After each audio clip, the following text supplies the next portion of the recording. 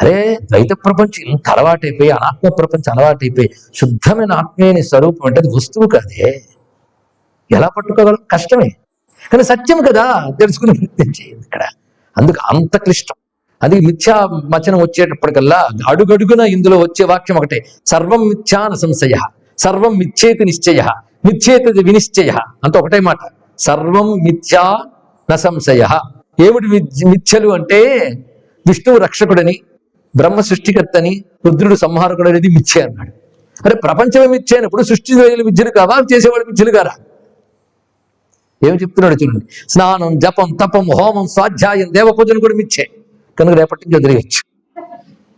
మిగిలినవి కూడా వదిలేస్తే అప్పుడు వదిలేయచ్చు. వ్యవహార ద్వైత స్పృహ ఉన్నంత కాలం ఇవి సాధనకు అవసరమే. ఇందాక చెప్పినట్టు అన్నంలో కలిపిన గరిటి తినరు కదా, ఇది గ్రహించవలసింది. అలాగని గరిట అక్కర్లేదు, అన్నం వండి వంటలు చేసేయండి అంటామా? అందుకే ఎక్కడ ఉంటున్నాడు తెలియాలి. చిత్తభేదో జగద్భేద. అద్భుతమైన మాట చెప్పాడు. చిత్తం అనుకున్న భేదమే జగద్భేదం. ఆలోచించండి, నీ చిత్తం బట్టే ప్రపంచం అడుగడుగునా తెలుస్తుంది. ఇవాళ నువ్వు మూడ్ బాగుంటే, చిత్తంగా ఉంటే లోకమంతా హాయిగా కనబడుతుంది. మనం అనేకమైన ఉదాహరణలు చెప్పుకున్నాం. వాన పడుతుంది అనుకోండి, మీకు ఆ రోజు పాజిటివ్ న్యూస్ వస్తే, గుడ్ న్యూస్ వస్తే భగవంతుడు సంతోషించి పూలజల్లు కురిపించాడు. మీకు బ్యాడ్ న్యూస్ వచ్చింది అనుకోండి, అదే వాన నాతో పాటు ప్రకృతి కూడా ఏడుస్తుందంటే దానికి రెండూ లేవు. అన్నీ అన్నీ అన్నీ మనం ఏర్పరచుకున్న మహాప్రపంచం కూడా వీడు నా వాడు అని ఫలానా బంధం పెట్టి దానితో ఏర్పరచుకుని, వాళ్ళతో ఒక బంధం పెట్టుకుని దానితో వేలాడుతూ బతుకుతున్నదే. అవునా లేదా చెప్పండి? చిత్తభేదో జగద్భేద. చిత్తభేదం ఎలా ఏర్పడింది? అవిద్యాయాశ్చ సంభవ. అవిద్య వల్ల ఏర్పడింది. అవిద్య అంటే ఒక్కటే, సత్యాన్ని తెలుసుకోలేక అసత్యాన్ని సత్యం అనుకోవడమే అవిద్య. అంతేగాని అవిద్య అంటే ఇగ్నోరెన్స్, ఫులిష్నెస్ అని అర్థం కాదు. రియలైజేషన్ లేకపోవడం. ఉత్కృష్టంచ నికృష్టంచ ఉత్తమం మధ్యమం చ తత్. ఇదంతా కూడా సర్వం మిథ్యా న సంశయ. ఇదే సమయంలో మనకి అద్భుతమైన సమన్వయం చేస్తూ ద్వైతం, విశిష్టాద్వైత, అద్వైతం మూడు వేదం నుంచి వచ్చాయి. సాధన దశలో ద్వైత విశిష్టాద్వైతాలు ఉంటాయి, ఉండాలి. అది ఉపదేశ కాలంలో ద్వైతం ఉంటుంది. బ్రహ్మమును నువ్వు చింతన చేయంటే నువ్వు బ్రహ్మం రెండు ఉన్నాయి కదా ద్వైతంలో. కానీ ద్వైతంలో రెండు ఉన్నట్లుగా కనబడుతుంది, కానీ అక్కడి నుంచి మొదలు పెట్టావు ఉంటుంది. విచారణ మార్గంలో వెళ్ళిన వాళ్ళందరూ అద్వైతులే. ఇంకా నిన్న ఉపనిషత్ పాఠం తీసేవేలేదు, వాళ్ళు అద్వైత సిద్ధుడివే. కానీ ఉపనిషత్తు మొదలెట్టగానే ఇవాడు మొదటి మానేశాడు పూజ. అంటే ఇవేమీ అక్కర్లేదు. ఒక ఆవిడ వాళ్ళ ఇంటికి బంధువులు వచ్చినప్పుడు దేవుడిగా చూపించిందిట, మొత్తం బూజు పట్టింది. ఎందుకంటే ఈ మధ్య ఉపనిషత్ క్లాసులకు వెళ్తున్నాను కనుక దేవుడు ఏదో పట్టించుకోవడం మానేశాడు. వంటగది బాగా పట్టించుకుంటుంది, డైనింగ్ టేబుల్ బాగా పట్టించుకుంటుంది, వదిలేసిందల్లా దేవుడి గదే. ఇదండి అద్వైతం. ఇదే అద్వైతమే. అద్వైతానికి ఒక నమస్కారం వద్దు మనకి. కర్మభ్రష్టం చేసేది అద్వైతం కాదు, మీరు తెలుసుకోండి. ఇక్కడ అద్వైత విచారణ సమయంలో నీకు నిజంగా వైరాగ్యం ఉండి మోక్షం కావాలనుకుంటే కామ్యకర్మలు తగ్గించుకో, లౌకిక లంపటాలు తగ్గించుకో. సాధనకి ఏవి ప్రతికూలం అవన్నీ వదిలే. కానీ నీదైన కర్తవ్యం ఒకటి ఉంటుంది, ముఖ్యమైనది లోక వ్యవహారం. అంటే నీ బ్రతుకు ధర్మం, అది దెబ్బతినకుండా చూసుకో. ఇది చాలా ప్రధానమైనది. ఈశ్వరానుగ్రహం కోసం చేయవలసింది చేయాలి. అన్నం తింటున్నంత కాలం భగవంతుడికి నివేదించి తినాలి. అంతే. నువ్వు అన్నం తింటూ భగవంతుడు అక్కర్లేదంటే ఎక్కడలా? ఇది తెలియకపోతే వ్యామిశ్రేణైవ వ్యాఖ్యానాన కలగా పొలగం వాక్కులతో భ్రష్టత్వానికి వెళ్ళిపోతాం. పతనం చేయడానికి వేదాంత వాక్యాలంత సులభంగా ఉపకరించే మరొకటి ఉండవు. సరిగ్గా అర్థం చేసుకోలేకపోతే దెబ్బతీసేవి రెండు. ఒకటి సైన్స్ అండ్ ఫిలాసఫీ తెలుసుకోండి. సరిగ్గా అర్థం చేసుకోకపోతే, సైన్స్ సరిగ్గా అర్థం చేసుకోకపోతే మొత్తం మెటీరియలిస్టిక్ అయిపోతాం. ఫిలాసఫీ సరిగ్గా అర్థం చేసుకోకపోతే ధర్మభ్రష్టులం అయిపోతాం. సరిగ్గా అర్థం చేసుకోవాలి, మనం ఉన్న స్థితి బట్టి మాట్లాడాలి. అయితే ఒక రమ్యమైన మాట ఇవాళ చదివి వినిపిస్తున్నాం.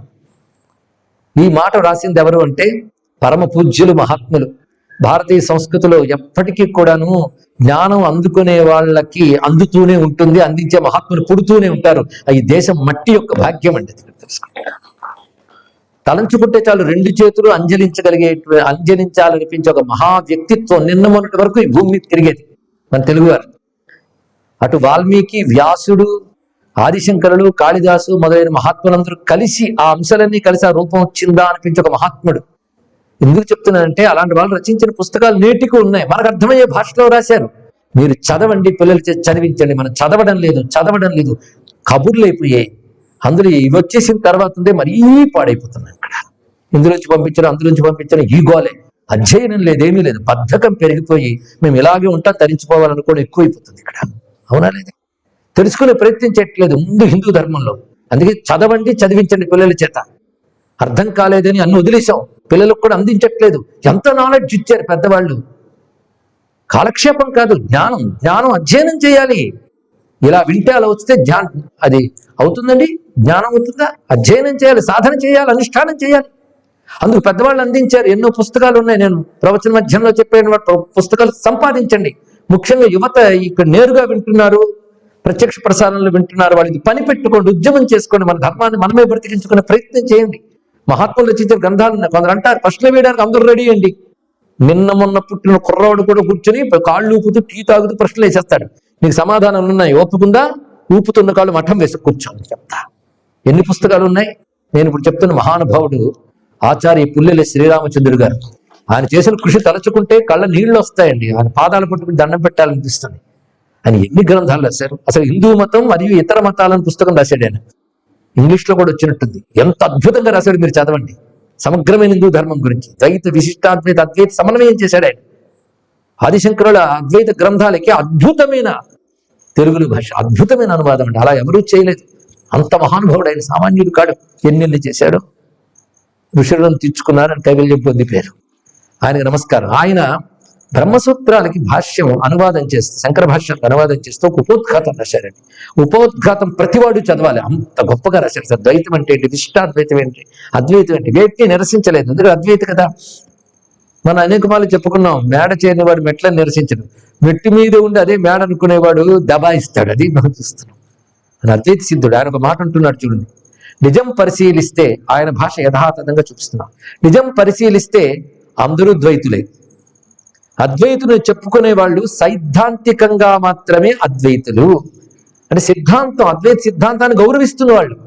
వ్యవహారంలోకి వచ్చేసరికి వీరందరూ శ్రీ శంకర భగవత్పాదులు చెప్పిన పశ్వాదిభిశ్చ అవిశేషాత్ ఒక మాట అంటారు శంకరుల భాష్యం రచిస్తూ.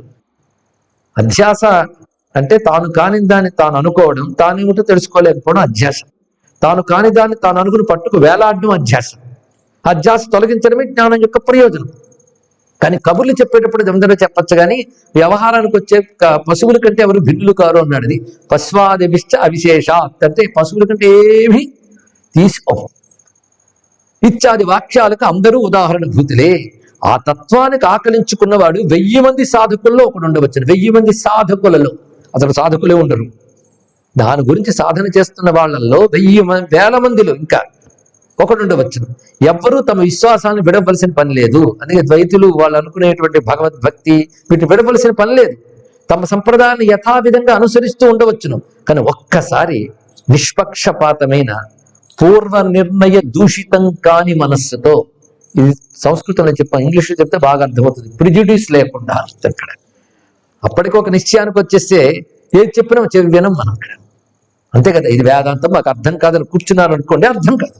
అర్థమవుతుంది, ఓపెన్ చేసుకోండి. ఇంతకంటే సులభం అనుకోవట్లేదు ఇక్కడ. ఇది తెలుసుకోవాల్సింది. ప్రిజుడిస్ అంత ప్రమాదం.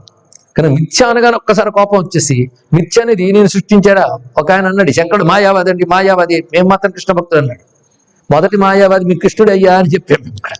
ఎన్ని చోళ్ళు చెప్పాడు, దైవీ ఏష గుణమయ్యి మామ మాయా దురత్యయ మామేవయ్యే ప్రపంచంతే మాయామేతంతారంతితే. మాయ పదం శంకరుడు సృష్టించారా?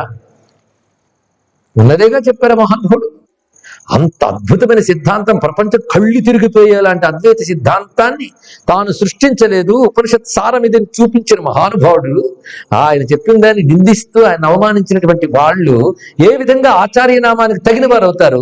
వాళ్ళ అనుయాయులను ఎలా మనం ఊరేగించగలం చెప్పండి. ఇక్కడ ఆయన చెప్తున్న మాట చూడండి. ఒక్కసారి నిష్పక్షపాతమైన పూర్వ నిర్ణయ దూషితం కాని మనస్సుతో పరిశీలిస్తే ఈ సిద్ధాంతం అంటే అద్వైత సిద్ధాంతం ఎంత గంభీరమైనదో, దీనికి రూపం ఇచ్చిన ఆ మహాపురుషుడు ఎంతటి మహామేధా సంపన్నుడో అర్థమవుతుంది, ఆనందం కలుగుతుంది. ఇవి అన్నారు పుల్లెల వారు.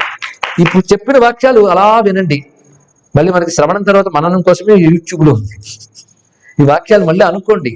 ఎంత గొప్ప విషయం అది. ఇది తెలియక మన అర్థం కాలేదు కదా అనేసి సిద్ధాంతాన్ని దోషంగా చూడొద్దు, చేసుకునే ప్రయత్నం చేయండి. ఇంత మాత్రానికి మనం చేసే పూజలు కీర్తనలు వేష్టం లేదు. ఇవన్నీ అవసరమేనయ్యా అని చెప్తున్నారు. వ్యవహార జగత్తులో ఇవన్నీ ఉంటాయి, ఉండాలి కూడా. దాటిన అవస్థలో చెప్తున్నారు. అందుకే ఒకటి ఇంకోటి తెలుసుకోండి, అంతా బ్రహ్మమే అని కూడా అలవాటు చేసుకో, అది కూడా మంచిది. అన్నిట్లో బ్రహ్మమనే భావన చేస్తూ ఉంటే, పైగా ఇవాళ ఒక సంఘటన జరిగింది, మిథ్య తెలిసింది అనుకోండి, ఇది నిలిచేది కాదని తెలిస్తే ఎంత నిశ్చింతుంటో అప్పుడే మనం ధైర్యంగా ఉండిపోగలం, ఆ వికారంలో లోనుకోం. కనుక వేదాంతం అనుభవం రాకపోయినా సాధన దశల వాక్యాలు మనకి ఎన్ని విధాలుగా సహకరిస్తాయో తెలుసుకోండి. ఇక్కడ ఎన్నో విధాలుగా రాగద్వేషాలు పోగొడతాయి, అసమానతలు పోగొడతాయి, అందరినీ గౌరవించగలిగే సంస్కారం ఏర్పడుతుంది. ఉపాధిగతమైన దోషమే తప్ప చైతన్యంలో దోషం లేదు. ఉపాధులకు ఎవరికి సామాన్య నిర్ణయం ఉండదు. ఒక బుద్ధి ఆలోచించినట్టు మరొక బుద్ధి ఆలోచిస్తుందా అనేటువంటి విషయం తెలుసుకోగలిగిని మనం చక్కగా సమన్వయంతో ఉండగలం. ఇంకా అద్వైతం ఇచ్చే సామరస్యం మరొకటి ఇవ్వలేదు. కనుక అనేక రకాలైనటువంటి మతద్వేషాలతో కొట్టుకుపోతున్న ఈ కాలంలో అన్ని మతాలకు ఒకటే మందు అద్వైతం. తెలుసుకోవాలి, అద్వైత సిద్ధాంతం కలిగిన వాడు మతం మారక్కర్లేదు. ఎందుకంటే అద్వైతం it's not a ritual, it's a philosophy. Philosophy మతం కాదు, ఫిలాసఫీతో ఉన్న మతం హిందూ మతం. ఇది తెలుసుకోండి. ఇక్కడ ఈ ఫిలాసఫీని అర్థం చేసుకునే ప్రయత్నం చేయాలి. అదే ఇంతవరకు మిథ్యా మిథ్యా అన్నాడు, ఇప్పుడు ఏమంటున్నాడంటే సర్వం బ్రహ్మేతి నిశ్చయం. ఇదేది లేనిదే, ఇదేది లేనిదంటే ఏమైపోతాం, ఉన్నది ఒకటి ఉంది, ఇదేది లేదనేవాడు కూడా ఉన్నాడు కదా. అందుకే ఇదేది లేనిదే అనేది శూన్యవాదం. అక్కడ దాకా వచ్చారంటే కొంచెం మెచ్చుకోవాలి. ఈ శూన్యవాదమే బౌద్ధంలో ఒక శాఖ.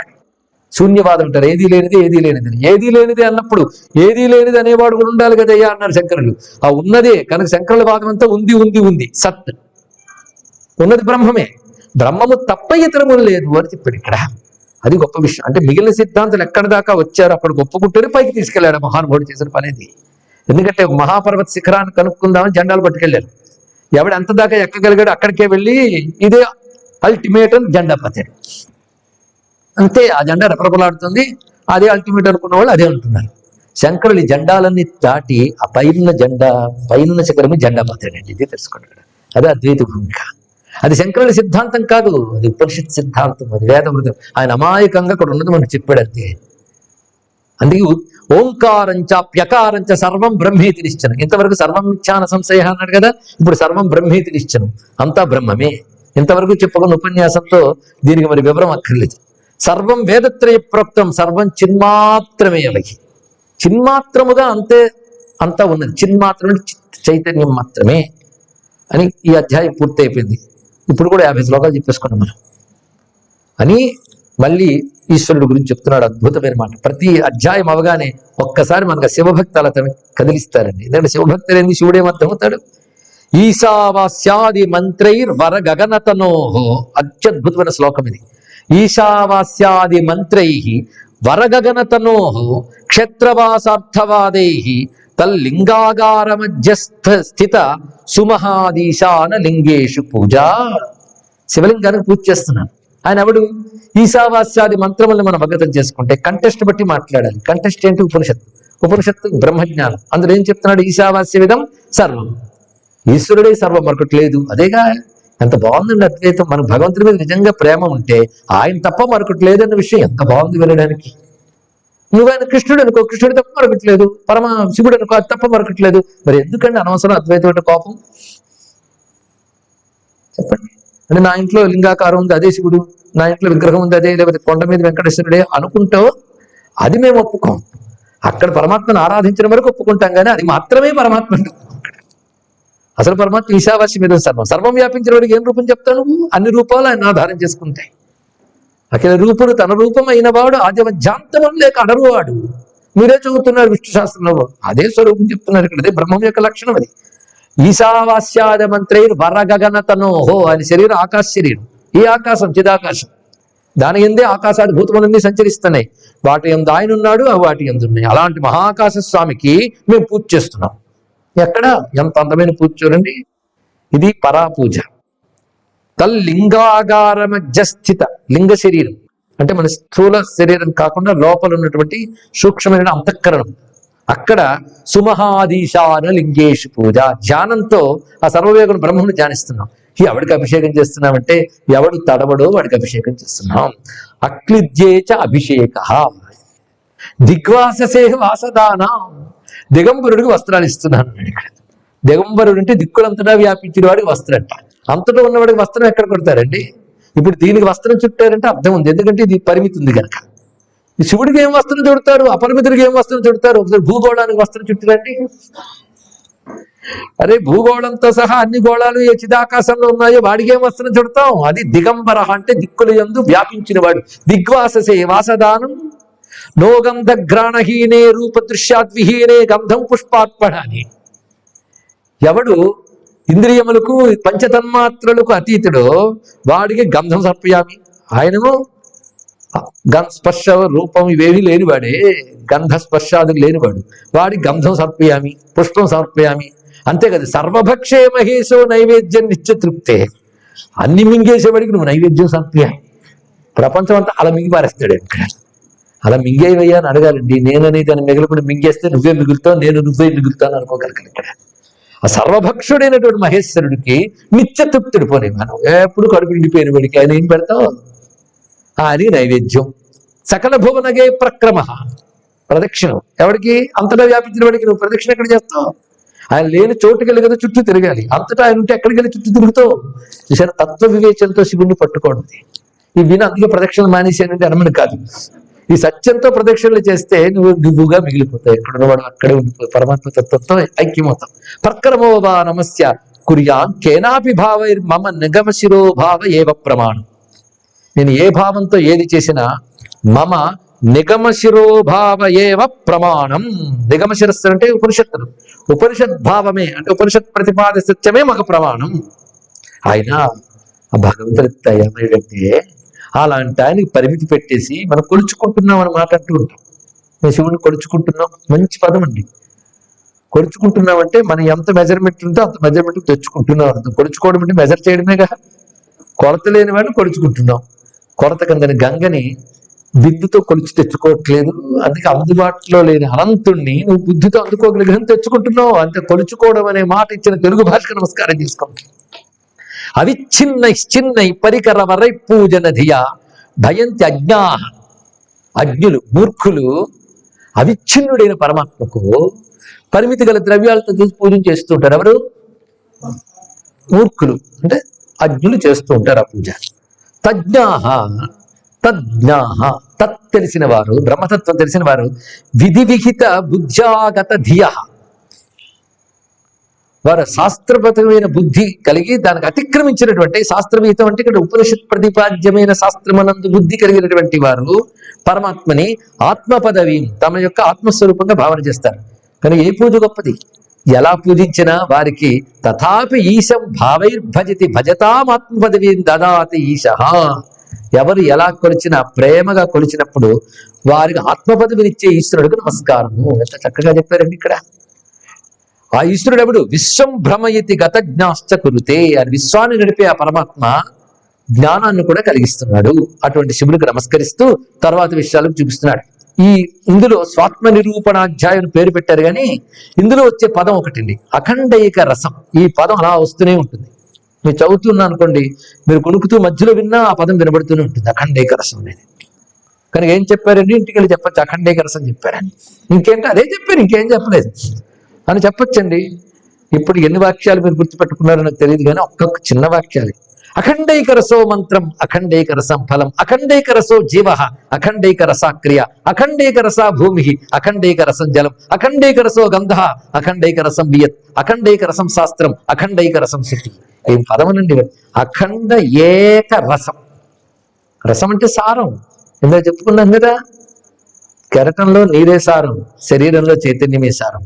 చైతన్యం తప్ప సారం వస్తూ లేదు. అది ఎలా ఉంది? ముక్కలుగా ఉందా? ఇప్పుడు ఈ అలలో ఒక జలం, ఆ అలలో ఒక జలం, ముక్కలుగా ఉందా? అఖండ ఏక రసం, తెంపు లేకుండా, తెంపు అనేది లేకుండా అది మాత్రమే ఆనంద స్వరూపముగా ఉంది గనక ఆనందానుభూతికి రసం అని పేరు. తెంపు లేనిది కనుక అఖండం అని పేరు. అది మాత్రమే ఉంది కనుక ఏకమని పేరు. అఖండ ఏక రసం, అఖండైక రసం. అదే రసో వైసహ రసగ్రీయవాయం లబ్ధ్వా అంటూ చాంద్రోగ్యం మనకు చెప్తోంది. రసం అంటే పరమాత్మే, అది తప్ప మిగిలిందే పిప్పేనండి. అరే బత్తాయి పండు చూస్తే రసం కనబడదు, ప్రపంచాన్ని చూస్తే పరమాత్మ కనబడదు. అంతే కదా ఇక్కడ. అయితే బత్తాయి పండు చూసిన వాడు రసం లేదంటాడా? బుద్ధుని వాడు ఎవడండి? అలాగే నీకు రసాలు ఊరుతూ బయటకు కనబడుతుందా? నీ బుద్ధితో అందులో ఉందని తెలుసుకోవాలి. అలాగే ప్రపంచాన్ని చూసినప్పుడు పరమాత్మ తెలుసుకోవాలి. అది అనేక మన ఉదాహరణ చెప్పుకున్నాం. వికసించిన పువ్వులో మకరందం ఉంటుంది, నీకు కనబడింది తుమ్మెదకి కనబడుతుంది.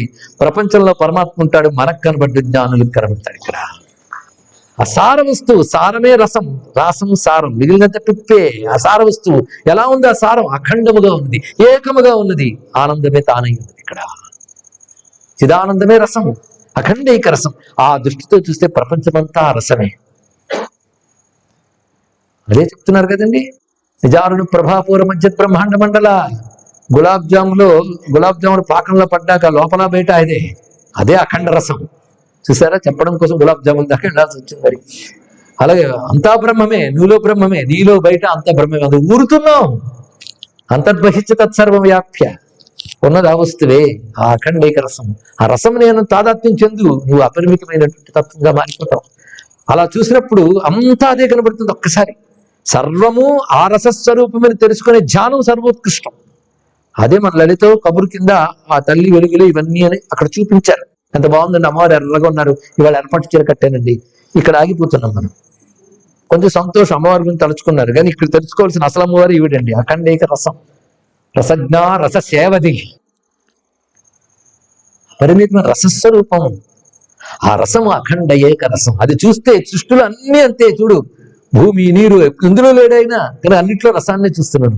అన్నిట్లో ఆయన ఉన్నప్పుడు ప్రతిదీ అంత ఆనందం కలిగిస్తుందండి. కానీ సర్వత్రా అని దర్శించగలిగే స్థితి అంతకంటే ఆనందం మరొకట్లేదండి. ఆ ఆనందం ఇక్కడ అనుభవిస్తున్నాడు యోగి. అది సత్యం. నువ్వు గ్రహించి నువ్వు ఆనందాన్ని అనుభవించాను. ఒక్కడికైనా ఇది నీకు కూడా. నాకు కాదులేండి, నాకేం అర్థం కాదు. అరే బాబు, నీ చుట్టూ ఉన్నది నువ్వు అన్నకు కనబడుతున్న సూర్యుడి కళ్ళు మూసేసుకుని ఆయన కనబడట్లేదు అంటే నువ్వు కళ్ళు తెరువు. అదే చెప్తున్నాడు, ఉపదేశం తెలుసుకో. ఇక్కడ అఖండైక రసం సర్వం, అఖండైక రస స్వయం.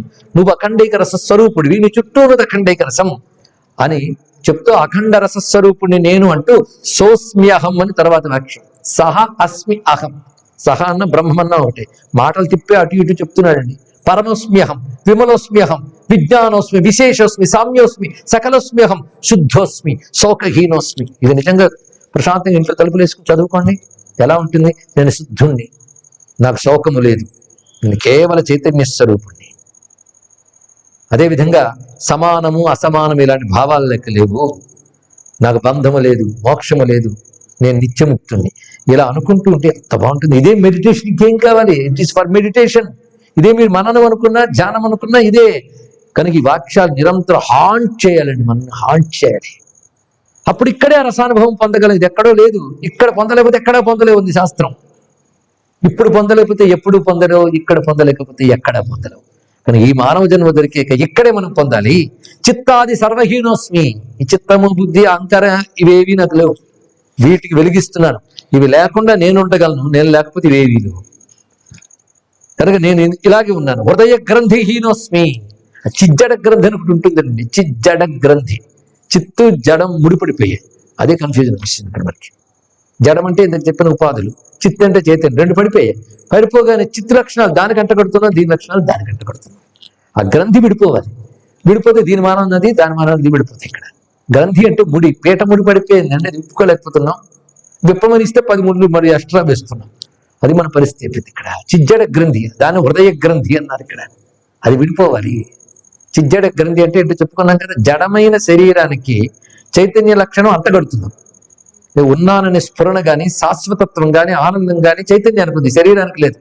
కానీ ఈ శరీరం ఆనందంగా ఉండాలనుకుని ఈ శరీరం ఎప్పుడు ఉండాలనుకుంటున్నా, ఇది ఉండదు. దీనికి ఆ లక్షణం లేదు, దానికి ఆ లక్షణం ఉంది. రెండు కలిపేసుకోవడం వల్ల చిన్న ప్రమాదం. అందుకే ఆ గ్రంథి విడాలి. అది విడిపోయింది నాకు. షడ్వికార విహీనోస్మి. నాకు 6 వికారాలు లేవు. ఏమిటి 6 వికారాలు? పుట్టడం, ఉండడం, పెరగడం, జాయతే అస్థి, విపరిణమితే మార్పు చెందడం, వర్ధతే పెరగడం, క్షీయతే తరగడం, నశ్యతే నశించడం. 6 వికారాలండి. సృష్టిలో అన్నిటికీ 6 వికారాలు ఉంటాయి. అవునా లేదు చెప్పండి. పుట్టుట, ఉండుట. ఉండుట అంటే ఎప్పుడో ఒకలాగా ఉన్నాం, బాల్యం, యవ్వనం ఇత్యాదులు. ఉండుట, పెరుగుట, తరుగుట, మార్పు చెందుట, నశించుట. 6 లక్షణాలు ఉన్నాయా లేదా? దేనికి ఉన్నాయి? ఉపాధులకు ఉన్నాయి. ఈ 6 వికారాలు నాకు లేవు అంటున్నాడు ఇందులో. షడ్వికార విహీనోస్మి. అని చెప్తూ అరిషడ్వర్గముక్తోస్మి, అరిషడ్వర్గాలు కూడా నాకు వదిలిపోయాయి, అలాగే షట్కోశములు నాకు లేవన్నాడు. ఇదేంటంటే పంచకోశాలే అర్థం కాకుండా అవి లేవని అలాగే చెప్పి మళ్ళీ 6 అని చెప్తున్నారంటే, ఇక్కడ షట్కోశములు అంటే మజ్జ, అస్థి, శుక్ల, రక్త, చర్మ, మాంస, మనలో ఉన్న ధాతువులు, ఈ 6 నాకు లేవు అది చెప్పడం.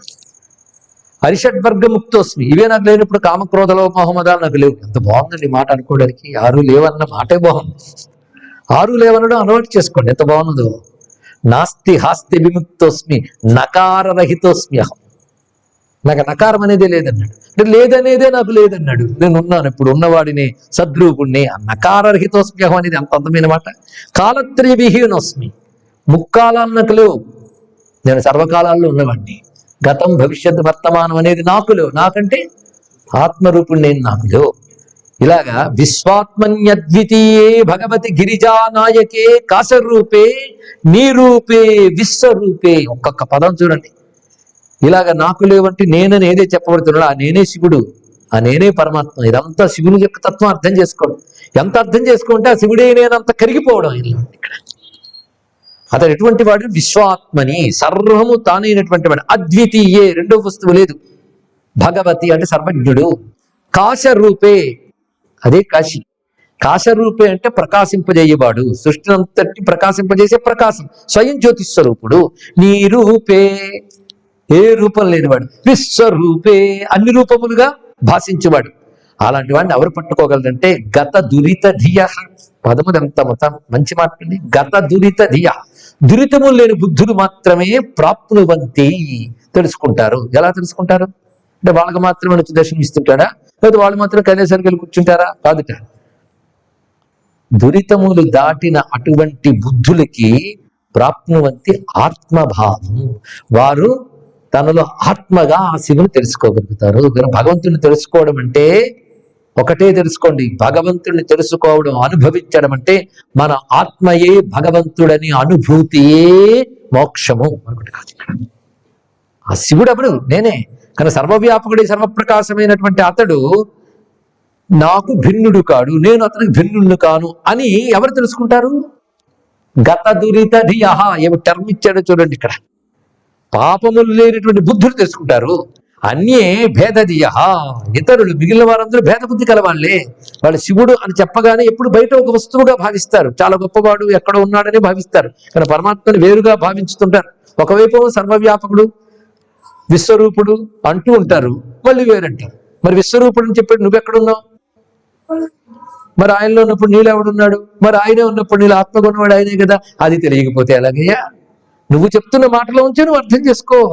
అన్యే భేదధియః, ఎవరికైతే ఇటువంటి గత దురిత ధీయకారో, స్వాత్మగా తెలుసుకోలేరో, వాళ్ళందరూ ఏం చేస్తుంటారంటే శృతి ప్రకథితైర్ వర్ణాశ్రమోత్థశ్రమైః తాంతా శాంతి వివర్జిత విషయినో దుఃఖం భజంత్యన్వహం. ఆ స్థితి పొందినటువంటి వాళ్ళు ఏం చేస్తారంటే వేదాది శాస్త్రముల్లో చెప్పినటువంటి ధర్మములు పాటిస్తూ ఈ వర్ణం ఆ వర్ణం, ఈ ఆశ్రమం ఆ ఆశ్రమం అంటూ అవి చెప్పిన పనులు చేస్తూ చేస్తూ అలిసిపోతూ శాంతి ఇప్పుడు పొందనయ్యా అన్నాడు ఇక్కడ. అంటే కర్మల్లో తిరుగుతూ ఉంటారు. కర్మలు అంటే ఇవన్నీ తక్కువని కాదు, ఇవి పరమార్థం కావు. అవి వ్యవహారానికి పాపంలో పడిపోకుండా ఉండడానికి పనికొస్తున్నాయి, పుణ్యాలకు పనికొస్తాయి. అంతేగాని అవి నీకు అలసటనే ఇస్తాయి. పరమాత్మ తెలుసుకోలు, అవన్నీ ఆగితేనే తెలియబడతాడు. అప్పుడు ఎలా ఆపేస్తాం? వ్యవహారం ఉంది కదా, అప్పుడు సెలెక్ట్ చేసుకోవాలి. ఇందాక చెప్పినట్టు ఏవి నిత్య నైమిత్తికాలు ఈశ్వరార్పణ బుద్ధితో అహంకార రహితంగా ఫలాకాంక్ష లేకుండా చేస్తే అవి నిన్ను బాధించు. లేకపోతే అది శ్రాంతిని అంటే అలసటనిస్తాయి, వాళ్ళకి శాంతి ఉండదు. ఎందుకంటే కర్మల వల్ల పొందలేరు. నా కర్మణ నా ప్రజయా ధనేన త్యాగే నైకే అమృతత్వ మానసు అని అంటూనే ఉన్నాం కదా. ప్రతివాడు చెప్పేస్తున్నాడు నాకు మంత్రం వచ్చింది. ఒకసారి ఆలోచించామండి ఇక్కడ. నా కర్మణ నా ప్రజయా నా ధనేనా, కర్మతో గాని సంతానంతో గాని ధనాలతో గాని పొందలేం. త్యాగే నైకాన, వీటట్టి త్యజించిన వాడే మొత్తం పొందగలడు. ఎక్కడ పొందుతాడు? పరేణ నా కన్నిహితం గుహాయాం. గుహాయాం అదే గుహ అంటే రహస్యం, అదే శివ రహస్యం, అదే హృదయం. అక్కడ ఉన్నాడు ఆయన. ఆయన ఎవడు పొందగలడు? గత దురిత ధియః, దురితములేవి లేనివాడు, శుద్ధుడైనవాడు తెలుసుకోగలడు. అంత చక్కగా చెప్తూ అటువంటి వాడు దుఃఖాన్ని సంపూర్ణంగా విడిచిపెడతాడు. లేనివారు దుఃఖం పట్టుకు వేలాంటినే. పరమాత్మని ఆత్మగా అనుభవానికి తెచ్చుకోనంత వరకు దుఃఖరూపమైన ప్రపంచం ఉంటూనే ఉంటుంది. ఇక్కడ కాకపోతే అక్కడ, అక్కడ కాకపోతే ఇక్కడ. అది తెలుసుకోవడానికి సాధనే కథ దొరితదీయ, అది పోగొట్టుకోవడం కోసం చేయవలసింది అని ఇంత చక్కగా చెప్పి తర్వాత మరొక అధ్యాయం. ఇది నిజానికి శశవిషాణవత్ అనే మాట మాటి మాటికి వస్తుందండి. ఈ ప్రపంచమంతా శశవిషాణం వంటిది. ఒక శ్లోకం అందరికి చెప్తాం. భూమి రాపో నలో వాయు ఖం మనో బుద్ధిరేవచ అహంకారస్త తేజస్స సర్వం శశవిషాణవత్. ఇదం ప్రపంచ యత్కించిత్ యశృణోతి చ పశ్యతి. ఈ ప్రపంచంలో ఏదైనా, ఏది నువ్వు వింటున్నావో, ఏది నువ్వు చూస్తున్నావో అది దృశ్య రూపంచ దృగ్రూపం సర్వం శశవిషాణవత్. నిన్న మనం చెప్పుకున్న అనాత్మ పదార్థం లేదనే వాక్యం చెప్పుకున్నాం కనుక ఇవన్నీ ఈజీగా అర్థమైపోతాయండి. అందుకే దాంతో మొదలెట్టాడు. సర్వం శశవిషాణవత్. శశవిషాణం అంటే కుందేటు కొమ్ము. ఇవన్నీ కుందేటు కొమ్ము వంటివే అన్నాడు. ఇక్కడ కుందేటు కొమ్ము ఉందా చెప్పండి. ఇక్కడ ఆవిడ గాడిద గుడ్డ అన్నట్టు. గాడిద గుడ్డ అంటే గాడిద గుడ్డు ఉండదు. అది చెప్పడం కోసం, ఏమీ లేదని చెప్పడం కోసం గాడిద గుడ్డ అన్నట్టు. అది గాడిద గుడ్డ. కొందరు అంటే ఏముంది గాడిద గుడ్డ అని. అది ప్రపంచం అంతా ఏముంది గాడిద గుడ్డే, ఇంతే లేదని అర్థం. ఇక్కడ మిథ్య అనే మాటని చెప్పేటప్పుడు నువ్వేదో ఉందనుకుంటున్నావు కానీ ఏమీ లేదయ్యా ఇప్పుడు ఇక్కడ. అవునది ఒకడు గిర్రని తిరిగాడండి, దభిని పడ్డాడు. ఆ పడ్డప్పుడు వాడు ప్రపంచం మీద గిర్రని తిరుగుతుందా? తిరగట్లే. వాడు ఇంతవరకు తిరిగాడు కనుక తిరిగిన మోషన్ ఆగలేదు. అందుకే ప్రపంచం అంతా తిరుగుతున్నట్టు కనబడుతుంది. కానీ ప్రపంచం తిరుగుతుందని డిక్లరేషన్ రాస్తే ఎక్కడ మీకు స్టేట్మెంట్లు ఇస్తే తిరుగుడు నీది ప్రపంచాన్ని కాదు. కానీ ప్రపంచం తిరుగుతున్నది భ్రాంతి. అలాగా నువ్వు భ్రాంతితో కల్పించుకున్నదే తప్ప ఉన్నది బ్రహ్మమే. మిగిలినంతా కుందేటు కొమ్ము వంటిదే, జగత్తు కుందేటు కొమ్ము వంటిదే. చతుర్వింశి తత్వంచ సాధనానాం చతుష్టయం సజాతీయం విజాతీయం సర్వం శశవిషాణం. అన్ని శశవిషాణమే. ఇదే సర్వపురుషుల భావం ఉన్నాడు ఇక్కడ. అంటే మాటి మాటికి అదే, ఏవీ లేవు, ఉన్నదొక్కటి. ఈ రెండు వాక్యాలు మళ్ళీ చెప్పడం. ఆత్మేతరములన్నీ తీసిపారేయడానికి శశవిషాణవత్, ఆత్మ ఒక్కటే ఉన్నదని చెప్పడానికి తర్వాత భాగం సర్వం బ్రహ్మేతి కేవలం ఉంది ఇక్కడ. ఈ రెండు ఈ చాప్టర్ లో మనకు వస్తుంది. శశవిషాణం అనే వాటి గురించి కూడా వెంటనే ఆలోచించారండి ఇక్కడ. శశవిషాణం అంటే కుందేటు కొమ్ము. కుందేటు కొమ్ము అంటే ఇప్పుడు ఇలాంటి పరిభాషలు తెలియట్లేదు. పెద్దవాళ్ళు ఉన్నారు కనుక వాళ్ళకి తెలుసు. కుందేటు కొమ్ము, గగన కుసుమం. ఈ మధ్య ఏంటో గగన కుసుమం అయిపోయారు అంటే కనిపించట్లేదు అని అర్థం. గగన కుసుమం ఉండదు, గగన కుసుమం అనేది లేదు, కుందేటు కొమ్ము అనేది లేదు. అదే విధంగా తాపట్టిన కుందేటికి మూడే కాళ్ళు, ఇవన్నీ మన సామెతలు వచ్చి అవి లేవని అర్థం అక్కడ చెప్పడం. కానీ కుందేటు కొమ్ము ఎలాంటిదో ప్రపంచం అలాంటిది అని ఇక్కడ జాగ్రత్తగా తెలుసుకోవాల్సింది. శంకర భగవత్పాదుల వారు జగత్తు మిథ్య అంటే కుందేటు కొమ్ము వలె గగన కుసుమం వలె అసలు లేనిది అని మా ఉద్దేశం కాదు అని రాశారు. ఏం చెప్తారు అక్కడ? లేకపోతే ఉపదేశం ఏమిటి, వినేవాడు ఏమిటి? ఇది మిథ్యేనా? మిథ్యా జగత్తు ఇదే మిథ్య కదా. ఉపదేశము మిచ్చే, వినడము మిచ్చే, అంతా మిచ్చే. దీని మీద ఎన్ని జోకులు వేసారండి మిథ్యావాక్యం అర్థం చేసుకోలేక. ఇప్పుడు కూడా ఇది వింటున్న వాళ్ళు కూడా దీని మీద గౌరవం లేకపోయినా, విన్నది సరిగ్గా అర్థం చేసుకోలేకపోయేమని తమ మీద అపరాధ భావం పెట్టుకోకుండా అర్థమయ్యేటట్టు లేదండి అనే వాళ్ళు కూడా జోకులు వేయచ్చు. అలా జోకులు వేసిన వాళ్ళు చాలా మంది ఉన్నారండి. గజం మిచ్చా, పలాయనం మిచ్చా జోకులు ఉన్నాయి. మరొక జోకు కూడా ఉన్నది. ఒక ఆయన రాశాడు, విప్లవ కవి. మాయంటావు అంతా మిథ్యంటావు, నా ముద్దుల వేదాంతి, మాయంటావు అంతా మిథ్యంటావు, జమీందారు రోల్సుకారు మాయంటావు, పాలికాపు చెమట నీరు మాయంటావు అని రాశాడు ఇక్కడ. అంటే అద్వైత సిద్ధాంతాన్ని ఆయన ఏం రాస్తున్నాడంటే విప్లవవాదానికి తీసుకొచ్చి అంతా మిథ్య అని తీసి పారేస్తున్నావు. వాడు రోల్స్ కారు వేసుకుని తిరుగుతుంటాడు, పెట్టుబడిదారి. వీడు కష్టపడి వీడు బాధపడుతూ ఉంటాడు, వీడికి తగిన ఫలం రాదు. ఇదంతా మాయామిత్యం తీసి పారేస్తావా అంటున్నాడు. ఆయన పాపం సరిగ్గా వేదాంతాన్ని అర్థం చేసుకోలేదు. వ్యవహారాన్ని పరమార్థాన్ని కలిపేసుకోకూడదు, ఇది బాగా తెలుసుకోండి. భోజనం చేసినప్పుడే పాయసంలో పులిహోర కలుపుకోకూడదు, ఇంగితో ఉన్నవాడివి. అది ఇది కలిపేస్తావా? మూర్ఖత్వం కాకపోతే. మిథ్య గురించి ఏ స్టేట్ లో చెప్తున్నారు, నువ్వు ఏ స్టేట్ లో ఉన్నావు? జీవితం అంటే సంపాదించడం, తినడం, డబ్బులు పోగు చేసుకోవడం, వాడి నుంచి వీడు దోపిడీ కాకుండా కాపాడుకోవడం అనేది ఒక లౌకికమైన ఒక చిన్న పరిధి. ఎలాంటిదంటే పడేసిన అన్నం మీద పడి దేవుళ్ళాడే కుక్కల లైఫ్. వాటికి అంతకంటే ఇంకేం లేదు. బతుకెందుకయ్యా, పొద్దున్న లేచంటే కనిపించి తినేటివే. ఆ స్టేట్ లో ఉండే వాళ్ళకి ఇది ఎక్కడ అర్థమవుతుంది? అన్నం నీరు కూడా అతీతమైన ఒక తత్వం, ఒక సత్యం ఉందయ్యా అని ఆలోచించే మేధస్సు వికసించినటువంటి మానవుడు ఆడే మాట. తిండి సంపాదన కూడు గుడ్డయ్యే జీవితం అనుకునే వాడి భావం రెండొకటి కాదు. అందరికీ కూడు ఉండాలి, అందరికీ గుడ్డు ఉండాలి, అందరికీ చదువు ఉండాలి, ఇవన్నీ సామాజికంగా చాలా అవసరం. సామాజికం వేరు, తాత్వికం వేరు, తెలుసుకోండి. అందుకే తత్వం ఎప్పుడు సమాజానికి పనికిరాదు. అంతా ఒకటే అని చెప్పిన వేదాంతం సమాజ స్థాయిలోకి తీసుకురాకూడదు. ఇది ఎలాంటిదంటే ఉద్యోగి ఉద్యోగులకి ఉద్యోగాలు ఇచ్చిన అధికారి ఉంటాడు, వాడు అంతా ఒకటే అని వేదాంతం జీతాలు ఇచ్చినప్పుడు చూపించుకోండి. ఎగ్జిక్యూటివ్కి ఎంత జీతం ఇస్తాడు, క్లర్క్కి ఎంత జీతం ఇస్తాడు, ఇతరులకి ఎంత జీతం ఇస్తాడు, అంతా ఒకటే అంటాడు. అంతా ఒకటే ఏంటంటే వాడి కష్టానికి తగ్గ ఫలం కూడా అంతా ఒకటే. కనుక ఉపాధి దృష్టితో భేదం ఉంటుంది, చైతన్యం దృష్టితో అభేదం ఉంటుంది. చైతన్యం దృష్టితో చూస్తే అంతా మిథ్య, ఉపాధి దృష్టితో వ్యవహారంలో అన్ని వ్యవహార సత్యం, పరమార్థ సత్యం. అంత అందమైన పదాలు ఇచ్చిన ఆదిశంకరుల పాదపద్మాలకి నమస్కారం అండి. ఆయనే మనకు లేకపోయి ఉంటే ఇంత స్పష్టంగా అద్వైత విద్య లభించేది కాదు. ఎంత అందంగా ఇచ్చాడు మహానుభుడు. ఇది తెలుసుకోలేక ఏవేవో కంపలు కూలిపోయినట్టు, మిథ్యా శబ్దం వినగానే భూమి కింద నేల ఎవరు తవ్వేసినట్టు ఫీల్ అయిపోయి కాళ్ళ కింద నేల తవ్వుకుపోయి పోతకు కుదురు భయపడిపోతుంటాయి అక్కడ. కానీ మిథ్యా అనే మాటని ఇలాగ హాస్యం చేయడానికి లేదు. పరమార్థ దృష్టితో ఇవన్నీ తెలుసుకుంటున్నాం. మన అదృష్టమో లేకపోతే మరేమిటో కానీ ఆ పరమార్థ విద్య శివరహస్యంలో పెట్టాడు. మనం ఏం చేస్తాం? అది అలాగే చెప్పుకోవాలి. అది భయం ఎందుకు వస్తుంది, సంసారం ఎందుకు వస్తుంది అంటే దేహోయమితి సంకల్ప తదేవ భయముచ్యతే. ఇక్కడ నుంచి వరస్సుగా దేహోయం దేహోహం ఈ పదాలు వస్తాయి. దేహోయం దేహోహం, దేహ అయం, ఈ దేహమే అనుకుంటే, ఈ దేహం నేను అనుకుంటే వచ్చేవి ఇవన్నీ ఏంటి? తదేవ భయముచ్యతే. దేహం నేననుకోవడమే అంతఃకరణం, దేహం నేననుకోవడమే సంసారం, దేహం నేననుకోవడమే బంధం, దేహం నేననుకోవడమే నరకం. అవునా లేదా చెప్పండి. ఇక్కడ దేహం నేననుకోవడం వల్లే దానికి వచ్చిన సుఖ దుఃఖాలు మార్పులు అన్నిటికీ చలించిపోతున్నాం. చలించని నేనని తెలుసుకున్నాక ఎంత బాగుంటుందండి ఇక్కడ విశేషమైన అంశం. అందుకే ఉపాధి తాదాత్మ్యం విడిచిపెట్టి బ్రహ్మ తాదాత్మ్యం పొందడం కోసమే బోధన. ఉపాధి తాదాత్మ్యం భ్రాంతి, బ్రహ్మ తాదాత్మ్యం శాంతి. ఇది మిథ్యాది సత్యం.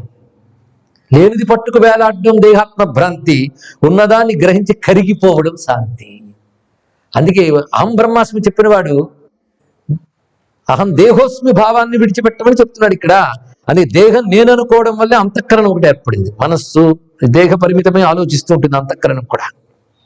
అలాగే దానివల్ల సంసారం, దానివల్ల బంధం, దానివల్ల నరకం. దేహోహమితి సంకల్ప జగత్ సర్వమితీర్యతే. దేహోహమితి సంకల్పో హృదయ గ్రంథి. అసలు దేహం నేను అనుకోవడం అనేది దేహాత్మ భ్రాంతి. దానివల్ల ఎన్ని ఏర్పడిపోతున్నాయి చూడండి. దేహం నేను అనుకోవడమే అజ్ఞానం, దేహం నేను అనుకోవడమే ద్వంద్వం, దేహం నేను అనుకోవడమే ప్రపంచం. దేహోహమితి సంకల్ప మహానరకమీరితం, దేహోహమితి సంకల్ప సర్వం శోకైతీరితం, దేహోహమితి యా బుద్ధి పరిచ్ఛిన్నమితీర్యతే. దేహం నేను అనుకోవడం వల్ల అఖండమైన ఆత్మచైతన్యానికి పరిమితి ఏర్పడిపోయింది ఇక్కడ. అది వచ్చింది బాధ. ఈ దేహానికి పరిమితుణ్ణి, ఈ దేహం పోతే నేను పోతాను అనే పరిమితి భావాలని దానివల్ల ఏర్పడ్డాయి. దేహోహమితి సంకల్ప సర్వదోషమితి స్మృతం. దేహం అంటే బాగా తెలుసుకోండి, కనపడే డూము లాంటి కరచరణాల అవయవాలు మాత్రమే కాదు, బుద్ధి ప్రాణ మనస్సులు కూడా దేహమే. అవి దేహములే, అవి పరిమితులేనివి, అవి జడములే. సర్వదోషమితి స్మృతం. యత్కించి స్మరణం దుఃఖం, యత్కించి స్మరణం జగత్, యత్కించి స్మరణం కామో, యత్కించి స్మరణం మనం. కాసింతైనా ఈ దేహంతో ఉన్న ప్రపంచాన్ని స్మరించావా అది దుఃఖం, అది కామం, అదే క్రోధం, వీటన్నిటికీ తీసుకువెడుతుంది. అందుకు తెలుసుకోవాల్సిందంటే ఇదంతా నేను అనుకోవడం వల్ల జరుగుతుంది. నేను అనుకునేది అది మనస్సు. అదే మనస్సు ఉన్నది, అదే వచ్చింది ప్రమాదం. అది ఇవన్నీ నేను అనుకునేది కల్పిస్తుంది. అదే బ్రహ్మం అనుకుంటే తరించిపోతుంది. చూసావా, అది ఒక్కటే. కానీ మనస్సుకి మనస్సే చేస్తున్న బోధన. మన ఏవ జగత్ సర్వం, మన ఏవ మహారిపు. ఇప్పుడు తర్వాత వాక్యం వరుసగా అధ్యాయాలు ఎన్ని వచ్చాయండి ఇప్పటి వరకు? సర్వం బ్రహ్మేతి కేవలం వచ్చింది, సర్వం శశ విషాణవత్ అనే వాక్యం వచ్చింది, దేహోయిమితి సంకల్ప అనే మాట వచ్చింది. మన ఏవ జగత్ సర్వం, మన ఏవ. చాలా మంది కాసింత వేదాంతం చూసిన వాళ్ళకైనా వాక్యం బాగా తెలుసు. మన ఏవ మనుష్యానా. చూశారు ఎంతమంది చెప్పారు? మనందరికి తెలియందే ఉందండి ఇక్కడ, తెలుసు, అది వచ్చింది. అదే అన్నిటికి కారణం. మన ఏవ. ఇదే, ఇది తిప్పేవా బంధం, అడి తిప్పేవా మోక్షం. సింపుల్. మనం ఎన్ని వాళ్ళు చెప్పుకున్నాం, పెసరటి తిరిగేసిన తిప్పేనా వెనక్కి తిరిగ్గా, ఇటే తిప్పుతాం ఇప్పుడు. మన ఏవకి సంసారో, మన ఏవ జగత్రయం, మన ఏవ. మీరు ఆలోచించండి ఇందులో చెప్తున్న ఫిలాసఫీ. దీనికి ఉపనిషత్తులు తిరగే ఎక్కర్లే, ఒక చోట కూర్చొని కాసింత 2 నిమిషాలు ఆలోచించండి. కానీ 2 నిమిషాలు కూడా మనం మన గురించి ఆలోచించడానికి వెచ్చించట్లేదు. ఇది మాత్రం తెలుసుకోండి. ఎక్కడైనా ప్రశాంతంగా ఉండగలమండి? ప్రశాంతంగా ఉండమంటే మంచి థాట్ వచ్చిందని ఫోన్ తీస్తాం ఇంకోటి చెప్పడానికి. అంటే 2 నిమిషాల్లో ఇంకోటి గురించో మరొకటి గురించో ఆలోచించాం. ఒక్కసారి ఆలోచన ఆపండి, ఆపితే తెలుస్తుంది. ఆలోచన ఆగింది అంటే ఆలోచనలు పడి అసలు మర్చిపోయాం. ఇప్పుడు ఆలోచనలు ఆపితే అసలు తెలుస్తుంది. ఎప్పుడు అలలేని స్థితి తెచ్చుకునే ప్రయత్నం చేయండి. ఆ నిశ్చలమైన స్థితి చేస్తే అప్పుడు తెలుస్తుంది. మనస్సు ఏదనుకుంటుందో అదే ప్రపంచం. సుఖంగాన దుఃఖంగాన మనశ్చేత కల్పితములే, కానీ మనకల్పితమే. మన ఏవ సదా నాస్తి, మన ఏవ జడం సదా, మన ఏవ చిత్తంచ మనోహంకారమేవచ. అన్న కోసం మనోరూపం, ప్రాణ కోసం మనోమయం, మనో కోసం మనోరూపం, విజ్ఞానంచ మనోమయ. మన ఏవ ఆనంద కోసం మనో జాగ్రత్త అవస్థితం, మన ఏవకి స్వప్నంచ మన ఏవ సుషుప్తికం. జాగ్రత్త సుషుప్తులు మనస్సే. ఆ మూడిట్లో చాలా యాక్టివ్ అదే. అసలు అది కల్పించుకున్నది మనస్సే. మనస్సు తెచ్చుకున్నది, మనస్సు ఆలోచించిన కర్మే జన్మల్లో కూడా తీసుకుపోయి అనుభవిస్తుంది. ఆ మనస్సు అనుభవించడానికి ఉన్న శరీరం సరిపోకపోతే ఈ మనస్సు కర్మవాసనలు తెచ్చుకుందిగా ఈ శరీరం వదిలి మరో శరీరంలో అసలు పెడుతుంది. మనస్సే సంసార కారణం. ఆ మాటకు వస్తే అన్నమయ కోసం, మనోమయ కోసం, ప్రాణమయ కోసం, విజ్ఞానమయ ఆనందమయ కోసములన్నీ మనస్సే, ఇంకేమున్నది? జాగ్రత్త స్వప్న సుషుప్తులు మనస్సే. అందుకే ఈ ప్రకారం తెలుసుకుంటే ఈ మనస్సు అనుకున్న సంకల్పములు అన్నీ గనక ఇవి సత్యములు కావు, ఇవి నిజానికి సత్యములు కావు. మనస్సు ఏముంది? ఇవాళ ఒకటి ఉంటుంది, రేపు ఒకటి ఉంటుంది. దానికి నిశ్చయమైన రూపం ఉందండి. అదే నాస్తి నాస్తి శరీరంచ నాస్తి నాస్తి మనక్వచిత్. గట్టిగా అరిసే మనస్సు కూడా లేదు, బ్రహ్మములు ఐక్యమైపోయి. నాస్తి నాస్త్యైతే కించిద్వా నాస్తి నాస్త్యఖిలం జగత్ సర్వం నాస్తి ప్రకరణం మయోక్తంచ నిదాగతే. ఇప్పుడు మనం 3 వాక్యాలు, ఎన్నో వాక్యాలు చెప్పుకున్నా కానీ కలిపేసి ఒకటే పేరు పెట్టాడు, సర్వనాస్తి ప్రకరణం. ప్రకరణం మాత్రం అస్తి. ప్రపంచ శూన్యత్వ సర్వనాస్తిత్వ నిరూపణ ప్రకరణం అని పేరండి దీనికి. ఎంత రమ్యమైన విషయం. దీనికి మహానుభావులు సదాశివ బ్రహ్మేంద్ర స్వామి వారికి శ్లోకం చెప్తారు. దానితో ఈరోజు ప్రవచనాన్ని ముగిద్దాం. దంతిని దారు వికారే దారు తిరోభవతి సోపి తత్రైవ తద్వజ్జగతి పరాత్మ పరమాత్మన్యపి జగత్తిరోభవతి. ఇప్పుడు చెప్పిన దానిలో జగత్తు లేదు పరమాత్మ ఉన్నాడు, ఇదే కదా సారం తీసుకున్నాం. పరమాత్మ తప్ప ఇంకేమిది లేదు, తిప్పాడు అదే చెప్పడం. ఇందులో జగత్తు లేదని నిరసించడం కదా, పరమాత్మ ఉన్నాడని తెలుసుకోవడం. అది తెలిస్తే ఇది లేదని అలాగే తెలుస్తుంది. ఇది ఎలాంటిది అంటే ఒక అందమైనటువంటి చెక్కతో ఏనుగు బొమ్మ చేసేట. ఏనుగు అనుకున్నావు, చూసావు, కర్రని తెలిసిపోయింది. ఇప్పుడు ఇంకా ఏనుగు చూస్తావు నువ్వు, అదంతా ఏమిటి? కర్రేగా. కానీ దంతుని దారు వికారి, నువ్వు ఏనుగని చూస్తున్నంతసేపు కర్రని తెలియలేదు. బాగా తెలుసుకో. ఏనుగని చూస్తున్నంతసేపు అందులో ఉన్న మెటీరియల్ కర్ర అయినా నీకు కర్ర అనే స్ఫురణ లేదు, ఏనుగే కనబడుతుంది. కర్రను తెలిసాక ఏనుగు కనబడట్లేదు. ఆ ఏనుగు అనే భావం కర్రలో లీనమైపోయింది. అంటే అసత్యం సత్యంలో లీనమైపోయి సత్యం మిగిలిపోయింది. కానీ అంతవరకు ఏనుగు అనే భావం కర్రను తెలిసాక లీనమైపోయిందా లేదా? అది ఏనుగ కర్ర ఎప్పుడు తెలిసాక. తెలియనంత వరకు ఏనుగని తెలుస్తున్నంతసేపు కర్ర అనిపించిందా? అలాగే జగత్తని ఏనుగు అనిపిస్తున్నంతసేపు పరమాత్మని కర్ర తెలియదు. పరమాత్మని కర్ర తెలిసాక జగత్తని ఏనుగు తెలియదు. తెలిస్తే మొత్తం తెలిసిపోయింది. ఎంత చక్కని ఒక్క శ్లోకంలో ఎంత గొప్పగా చెప్పాడండి ఇక్కడ. దంతుని దారు వికారే దారు తిరోభవతి సోపి తత్రైవ తద్వజ్జగతి పరాత్మ పరమాత్మన్యపి జగత్తిరోభవతి. పరమాత్మ దృష్టి ఉంటే జగత్ దృష్టి ఉండదు, జగద్దృష్టి ఉంటే పరమాత్మ దృష్టి భాషించదు. ఏనుగు అనిపిస్తున్నంతసేపు కర్రను తెలియనట్లు, కర్రను తెలిసాక ఏనుగు మిగిలినట్లు. ఈ ఉపమానంలోనే తెలిసిపోతుంది. కర్రను తెలిసాక ఏనుగు మిగలదు, పరమాత్మ తెలిసాక ప్రపంచం మిగలదు. ఏది సత్యం? కర్రే సత్యంగా, పరమాత్మే సత్యం. అంత అందమైన శ్లోకం ఇచ్చిన సదాశివ బ్రహ్మేంద్ర స్వామి గారికి నమస్కారం చేసుకున్నాం. ఎంత చక్కగా చెప్పాడండి. అందుకే దత్తాత్రేయులు వారు, సదాశివ బ్రహ్మేంద్ర స్వామి వారు, ఆ సదాశివులకు పూర్వం ఉన్నటువంటి ఆదిశంకర భగవత్పాలు వారు, వారిని అనుసరించి వచ్చినటువంటి మహాత్ములు, అనుభవం పొందిన రమణులు, రామకృష్ణ పరమహంస, మహాస్వామి వారు, వీరందరూ ఇదే సత్యాన్ని చెప్పారు. ఇది గ్రహించబడింది, పరమసత్యం ఇది. కనుక ఆనంద స్వరూపం శాశ్వతమైనది, అమృతమైనది, సర్వజ్ఞమైనటువంటి బ్రహ్మం ఒకటి ఉన్నది. అది ఎక్కడో వేరుగా లేదు, నేనై ఉన్నది అనేటువంటి సత్యాన్ని చెప్పినటువంటి రుభునికి నమస్కరిస్తూ స్వస్తి.